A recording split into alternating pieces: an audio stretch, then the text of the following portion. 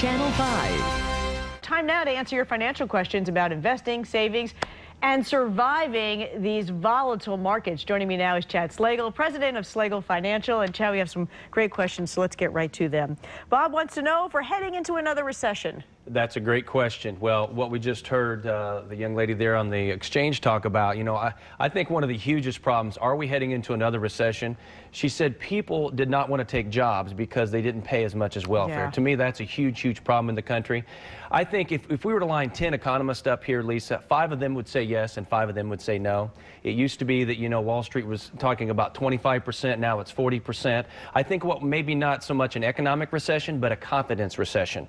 A lot of people out there are putting money into money markets and cash, buying gold because they're scared with the volatility of a market. And a good measure of the volatility is what's called the volatility index, which normally is around 20. It's around 35 to 45 right now. So there's a lot of volatility in the market, as we just saw. But it was higher. So the number now, I mean, if you want to look for a glass half full, it's come down a little bit. Absolutely. Okay, Patrick writes, I'm 50 years of age. I'm looking to retire in 10 years.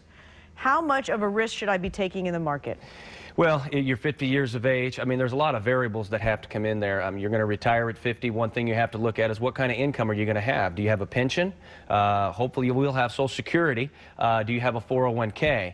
So I think a good rule of thumb for them to do is if you're going to retire in 10 years, you want to max out that 401k, put as much as you can into that, especially if your employer is matching you. But also I think a good rule of thumb that we talk about a lot here on the show is what's called the 100 age rule.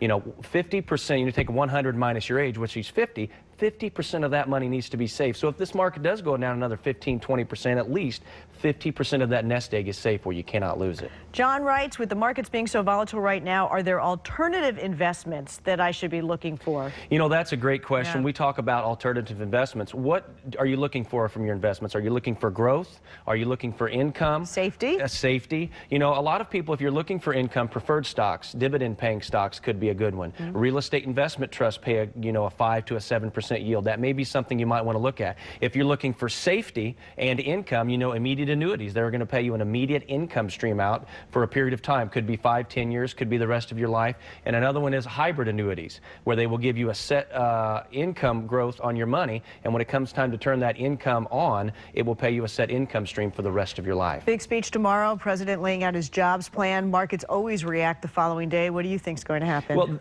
Well, we don't know for sure. I think what you need to do as an investor is you need to be proactive. You need to build a game plan. It doesn't matter what the president says. It doesn't matter what next disaster hits our country. You need to be proactive and have a game plan that's built regardless of what happens with a lot of things that you cannot control. And that is based on your age, your finances, where you are. Your risk tolerance, your income needs, your lifestyle goals, your family dynamics. You want to take a look at your estate plan, and you want to build a plan now, but that is a plan that you want to constantly update and revisit regularly. Thank you, Chad Slagle, president of Slagle Financial.